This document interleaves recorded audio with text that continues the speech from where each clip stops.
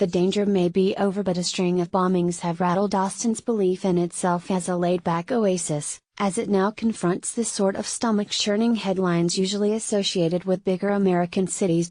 Around the Texas state capitol, the sound of sirens has been more frequent over the past few days. Hundreds of personnel, including police, FBI agents, Texas Department of Public Safety troopers and bomb technicians, have been working the case. It appears that investigation has finally proved successful, as a man suspected of the bombings detonated a device, killing himself on Wednesday morning as officers attempted to arrest him at a hotel north of the city. If, as seems likely, that brings to an end 3 weeks of uncertainty and fear, Austinites are still left trying to unravel events and come to a better understanding of what happened to their city, usually famed as a liberal oasis. 3 parcel bombs and a tripwire device exploded over the course of 17 days in early March. Then on Tuesday morning, a 5th device exploded at a FedEx facility in the city of San Antonio. The package containing it was en route to Austin. Austin bombings: suspect killed in blast video. What we know about the bombings before the news emerged overnight that the suspect had been killed, there was a sense of unease.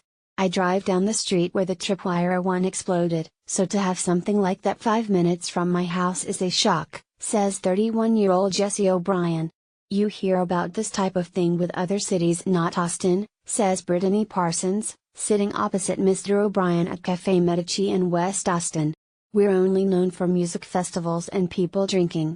A few blocks from the cafe, a UPS van pulls up to make an afternoon delivery to a house.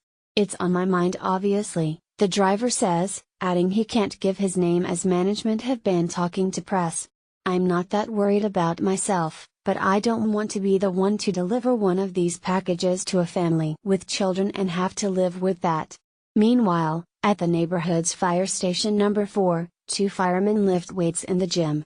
We've scaled back our daily tasks such as fire drills and building inspections, as in the current climate we don't want to increase public unease by being too visual, says 30-year-old Alex Paranagua. Also, it means we are ready to respond more quickly if needed. In downtown Austin, the normal hustle and bustle continued during Tuesday afternoon, with people sat outside bars, cafes and stores making the most of the sunshine. I am not that surprised given the current political climate of divisiveness that is encouraging so much hate and violence, says 68-year-old Don Ripk outside the flagship Whole Foods market. Others, however, are more taken aback. Texas is so friendly and community-orientated, says mother of 2 Camille Carson at Whole Foods. Of all the places, Austin is the last one where I'd have thought this could happen.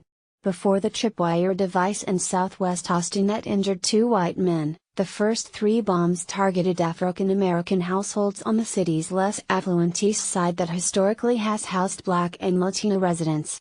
Austin has a long checkered past of racial tensions and inequities at odds with its laid-back reputation. After the first bomb, people began to question whether Austin's police would have more readily sounded the alarm if the victim had been white and it had happened in a more affluent neighborhood.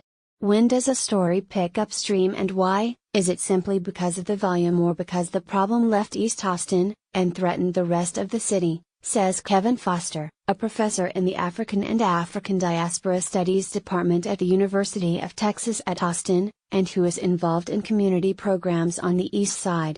I don't know the answer, but we need to ask the question. This community is used to institutional neglect and being marginalized. Others more closely affected by the bombing's aftermath have been left also mulling on the potentially problematic role of the media. The coverage could be making it worse, calling it a serial bomber, with the bomber getting a thrill from it, says Adriana, the 25-year-old granddaughter of the woman living opposite where the second parcel bomb detonated March 12, killing 17-year-old Jellen Mason. We've seen it happening with shootings increasing. People can get the idea from media.